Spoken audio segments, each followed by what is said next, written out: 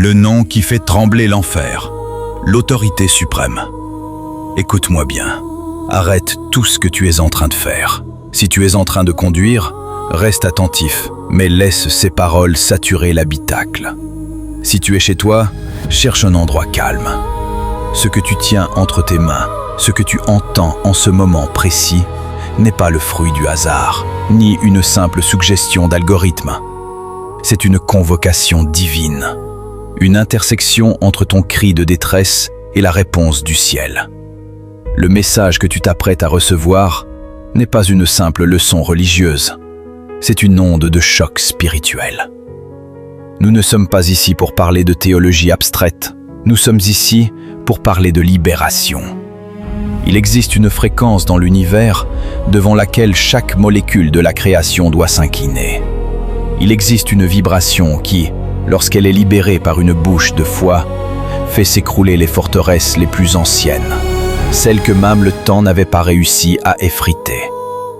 Si tu te sens épuisé par le combat, si tu as l'impression que les ténèbres frappent à ta porte avec une insistance qui te prive de sommeil, reste ici. Ne bouge pas. Car ce que tu vas découvrir maintenant est la clé de ta liberté éternelle. Nous allons parler d'un nom, pas n'importe lequel. Le seul qui compte quand l'enfer se déchaîne. Le nom au-dessus de tout nom. Il y a un nom. Un nom qui ne se contente pas de murmurer la paix, mais qui commande la nature de ton autorité. Le nom de Jésus n'est pas une ponctuation à la fin d'une prière. Ce n'est pas un point final poli. Ce n'est pas un porte-bonheur que l'on porte autour du cou. C'est une signature royale. C'est le sceau de l'Éternel. Dans l'Antiquité, quand un roi envoyait un messager avec son sceau, le messager n'avait aucune force propre, mais il portait toute l'autorité de l'armée du roi. Si quelqu'un touchait au messager, il touchait au roi. C'est exactement ce qui se passe pour toi. La Bible déclare dans Philippiens 2, 9 à 10, « Dieu l'a souverainement élevé et lui a donné le nom qui est au-dessus de tout nom, afin qu'au nom de Jésus, tout genou fléchisse. » Prends le temps de méditer sur ce mot, « tout ». Cela signifie que le genou du cancer doit fléchir. Le genou du divorce doit fléchir. Le genou de la sorcellerie familiale doit fléchir. Le genou de la dépression nerveuse doit fléchir. Qu'ils soient dans les cieux, sur la terre ou dans les lieux inférieurs, ils n'ont pas le choix. Quand ce nom est prononcé avec la révélation de sa puissance, l'enfer ne fait pas que reculer. Il s'enfuit dans la terreur. Pourquoi ? Parce que pour l'enfer, le nom de Jésus rappelle leur défaite la plus totale, la plus humiliante, celle de la croix du calvaire. Désarmer l'oppression. Combien de fois as-tu essayé de lutter par ta propre force ? Tu as essayé de lire des livres de développement personnel, l'activation prophétique, le moment du brisement. Nous allons passer à l'action. Ne te contente pas de m'écouter comme on écoute un podcast, deviens l'instrument du miracle. Là où tu es, si tu le peux, lève ta main droite. Sens l'autorité descendre sur toi.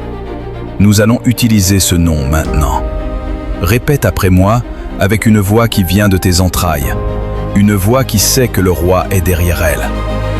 Au nom de Jésus, je brise tout décret de ténèbres sur ma vie.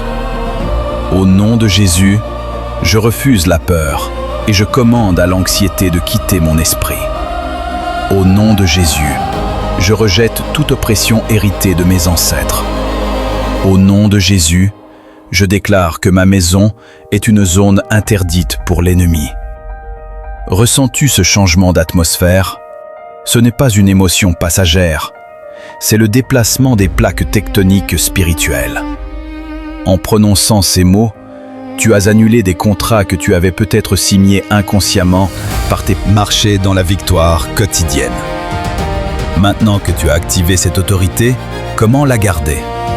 L'ennemi va essayer de revenir. Il va frapper à nouveau avec une pensée de doute.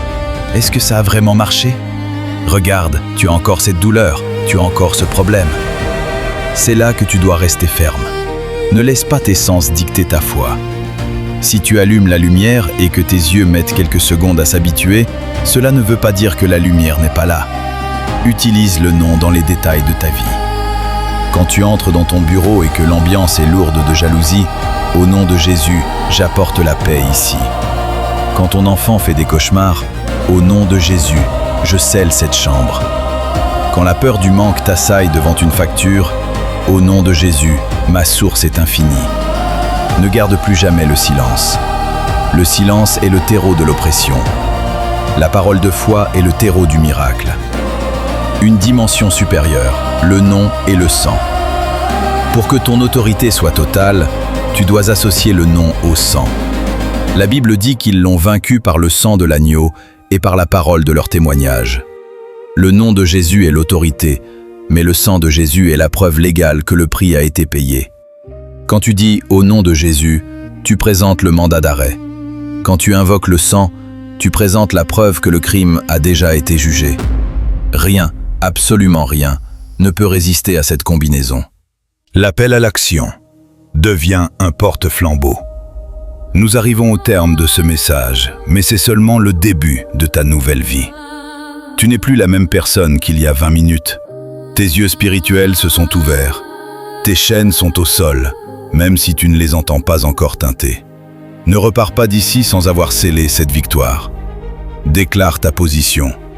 Ne laisse pas ce moment s'évaporer. Écris maintenant en commentaire, comme un acte prophétique. J'utilise l'autorité du nom de Jésus sur ma vie et ma maison. En écrivant cela, tu signes ton décret de libération devant le monde visible et invisible. Deviens un libérateur. Il y a des gens autour de toi qui périssent parce qu'ils ne connaissent pas la puissance du nom. Ne garde pas ce trésor pour toi. Partage cette vidéo. Envoie-la à cette personne que tu sais opprimée, à ce frère qui lutte contre une addiction, à cette sœur qui ne dort plus. Sois la main qui allume la lumière pour eux. Reste connecté. L'ennemi déteste la constance. Abonne-toi, active cette cloche. Chaque jour, nous allons revenir ici pour marteler les portes de l'enfer jusqu'à ce que chaque fils et fille de Dieu marche dans sa pleine autorité. Ton témoignage. Je m'attends à des miracles. Je m'attends à ce que tu reviennes ici demain, dans une semaine, dans un mois, pour nous dire « Les choses ont changé. L'oppression est partie. La porte s'est ouverte. » Parce que le nom de Jésus n'échoue jamais. Dernière méditation.